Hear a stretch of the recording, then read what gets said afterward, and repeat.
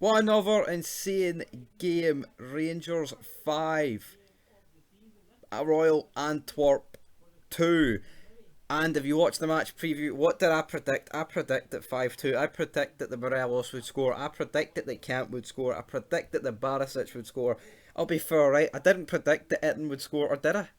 I don't think I did. I think it was a brace for Kent and Morelos and a goal for Barisic, right? And I definitely did not predict that Nathan Patterson would be getting on the score sheet here, guys, because I didn't even think he'd be on the team, let alone get beyond the pitch to score a goal. But what another insane game! I mean, to actually get that right, I mean, I think I deserve a medal. It's one thing getting like a 2-1 right or a 2-0, but an actual 5-2. I knew there'd be goals, and you could tell from the first minute there would be goals. But this game should have been out of sight. But I guess in the end, it didn't really matter. But the first 25 minutes, man, it couldn't have been much better. And then when you don't put games to bed, that's kind of what happens in that department. But the first goal comes from great pressing. I mean, Hadji, Morelos, and Kent were on fire. I mean, if they play like that and we can sort like some of the defensive stuff out, even if we still play at attack, I mean, honestly, I don't see why Rangers can't win this. I don't see why we can't. You know, like I don't. I don't.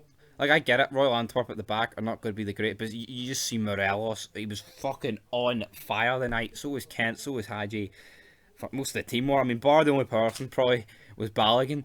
He was getting ripped to shreds in that first half by Jordan Lukaku, or should I say Romelu Lukaku's brother. Um, he was tearing him inside out. He got booked. It was definitely the right decision to bring Patterson on. Their goal, I mean, he got rinsed, ball whipped in, it's flicked on. I mean, Balogun kind of just stopped after he got rinsed, contemplating life, with the phone child line. Well, not really child line, but you get me. Then we go into the second half. I mean, but in terms of that first half, I think we should have been 4-0 before we even conceded it. Kent had so many shots, one was saved. Hadji had another shot. There was other opportunities, but if the ball was just played, we were a bit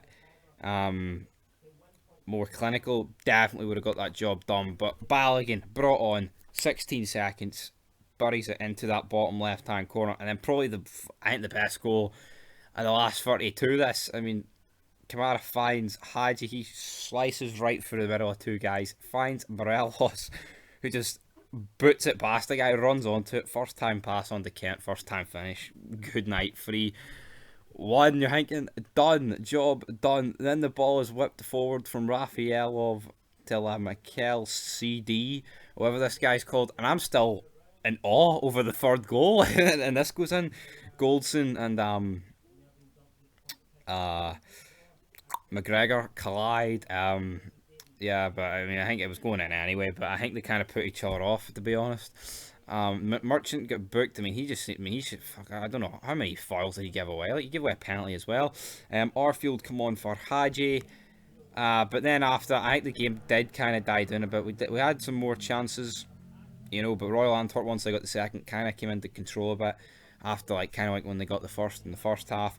But then 2 penalties sealed the deal. Surprised to see Sungu as well, guys. Not going to lie, did not think he'd be playing against, especially because he's only alone. But Barisic with the first penalty, Morelos is brought down. Barisic steps up, sticks the ball in the back of the net, unlike Sunday. But that's a hat trick for penalties in this tie. And then the final penalty, said they're getting stepped up. And I think it's the right choice. Barisic doesn't need it. Itten, who's not really been scoring recently, needed that. And he got the job done. And what a game, man. 9-5 on aggregate. The first leg was definitely better. But you know what? This was still a great leg. There is no two ways about it. And 9-5, man.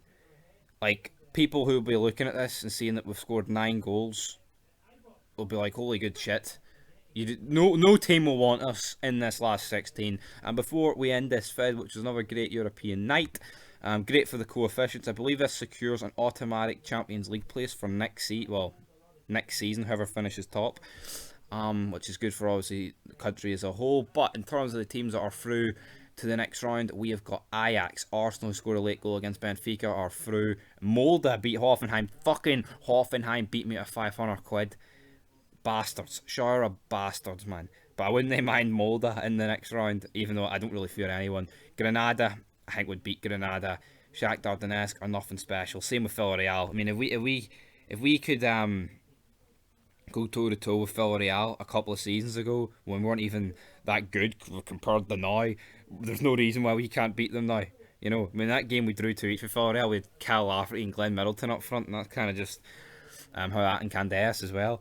And then as far as tonight goes, it'll be interesting to see. The draw is tomorrow. I'm working, so it'll be a bit later when I react to it. But United are through. I mean, in terms of the teams, it'll probably be like AC Milan, Roma, Leverkusen, Zagreb, Kiev, Leicester, PSV, United, blah, blah, blah. So, yeah, looking forward to that draw.